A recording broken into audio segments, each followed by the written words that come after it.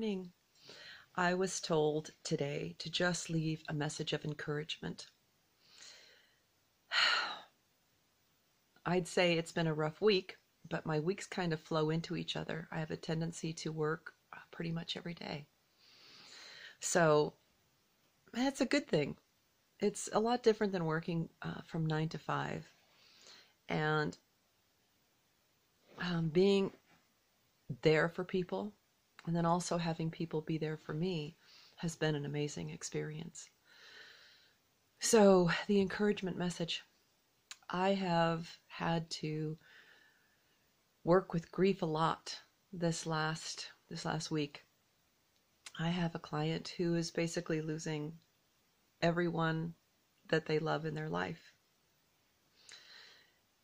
How do you deal with that? How do you lose your children and your spouse and manage through that? And then I have someone who I love dearly, who's been in pain, not because of a disease, just because of things that change. And a person always being active and loving life and being so well loved, to have life change and to say, I'm perfectly fine letting go. And to understand that and dealing with people that are ready to let go of this life can be difficult, especially when we love them. And also, I have a kitty who has been my baby for 16 years, and I see her changing. And she's not going to last very much longer, and I told her last night that it was okay to let go. How do you let go of people that you love when they're ready to go? I've been dead. I had an NDE, near-death experience, when I was 27. So I suppose I'm fortunate to understand what it feels like. And people say, that they see a light, etc. That didn't happen to me. I had a completely different experience.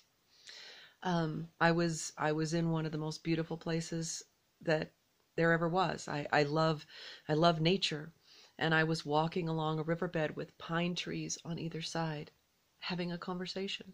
It wasn't filled with people waiting for me, but I knew the person that I was talking to. It was my pop. And then when I realized that I was dead, I said, I have work to do. It's too soon. And that light that I saw was almost like hyperspeed, was light at basically at the speed of light. And I lifted up and took that breath of life back into me. But that feeling has never gone away. And people say it's a feeling of love, etc. But what it is it's a feeling of nothing negative. There is nothing negative, and there is no time. There is nothing to pull you forward. There is nothing to pull you backward, because basically memories and all of the emotion attached to them are there isn't emotion attached to them. So you are existing in a state of quiet. And sorry for the beeping in the back. I'm getting emails, obviously, but I don't want to stop this video. Just quiet, peace, and grace.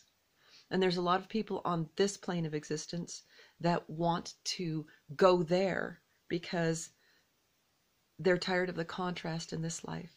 But what happens is, once you're there, you crave the physical existence, even with all of its contrast. So encouraging people not to take their life is something that I do, but at the same time, I understand. I understand that feeling, and they know that they're safe talking to me about these things. I don't I don't do guilt trips. I just hold space. And that's important. I understand how difficult this life can be and how painful it can be, but that contrast is part of what shows you how amazing life can be when you take it and learn from it. When you ask yourself, what do I prefer? How can I contribute? What can I change? What am I learning from this? And just quietly step back and listen. It's tough. And sometimes life is sad, but it's also extremely beautiful and can be again. I cried a lot yesterday, but I have wonderful clients and I have good friends. And so I had a support system that uplifted me. And that's important as well. If you don't have that, it's time to teach yourself to have that support system. And that's one of the things that I do is I help people learn about themselves. So you can always direct message me. Get in contact with me. I have several ways to get in contact with me. And I can do readings, or I can also help you through difficult times.